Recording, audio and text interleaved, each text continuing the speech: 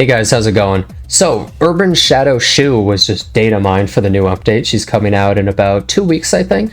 And we saw her S3 animation, like sketch kind of from one of the preview things, but we didn't really know anything about her.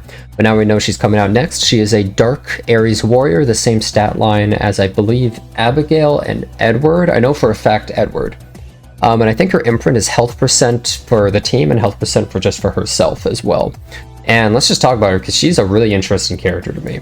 So her skill 1, attacks in with a spear, giving her 15% combat readiness, and when it's her turn, she gains 1 focus, and it's health scaling damage.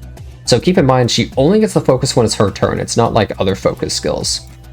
Then her skill 2, which is a passive, gives herself 30% crit chance when maxed, which is pretty nice. That's a lot of free crit chance. At the start of the turn, gains 1 focus and boost for the caster for 1 turn. And when focus is full, resets her S3 cooldown, which is called Operation Cream Puff. Boost is, after attacking, inflicts 2,000 fixed damage and injuries on all enemies, and do up to 10% of their max health. That's kind of crazy. So every time she attacks with S1 or S3, she just always does an additional 2,000 damage to everybody, so 8,000 total damage, and it does up to 10% of their max health of injury. So I mean, against someone like Apocalypse Rava, you're essentially just doing 2,000 injury every single time she takes any action. That's kind of crazy, right?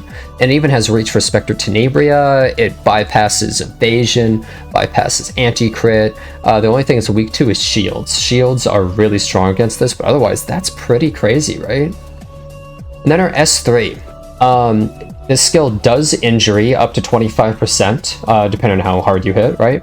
And increases speed of all allies for 2 turns. When focus is full, consumes all focus to recover the caster's health, and a successful attack deals additional damage equal to 60% of the injuries on the target. So it does a bunch of damage and injures. It's kind of like Ilyanov's S2 pretty much, but also gives speed buff to the team, and also resets every time she gets to max focus. So she starts with 0 focus, right? But essentially how this would work is, I think what you do is on your first turn, you skill 3, and that gives you 2 focus, and because you started the turn, you also get 1 focus. So you would skill 3 on the first turn, do a bunch of injury to somebody, and then do more injury to them, detonate that injury doing damage. Your team gets sped up, and now you have 3 focus. Then on your next turn, you would skill 1, which gives you 1 focus, and because you started the turn, you get another focus. You would go for another boost right there. So you get 2 procs of that and 1 proc of this.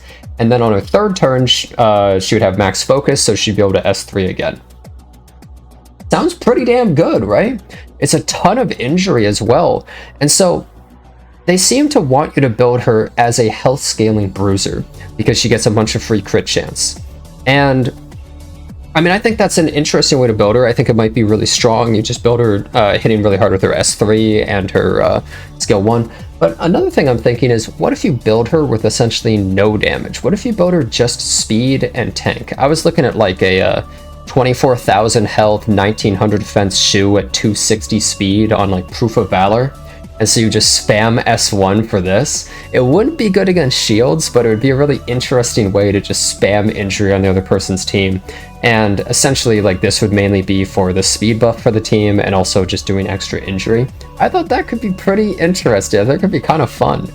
Now, she's weak to injury herself, but, you know, if you go that route, then the injury's not as important for her losing health. It doesn't really matter because you would always be doing the flat damage.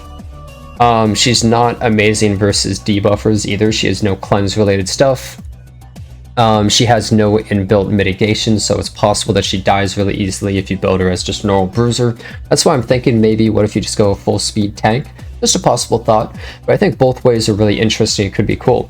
But essentially, I think that Urban Shadow Choux is really, really cool. I'm actually pretty excited for this character. She's super unique in how she works, and I just think the fact that she has 2 viable possible builds, maybe not viable, but 2 possible builds just right out of the gate that I can instantly think of, I'm like, oh, maybe there's something really fun you could do with her.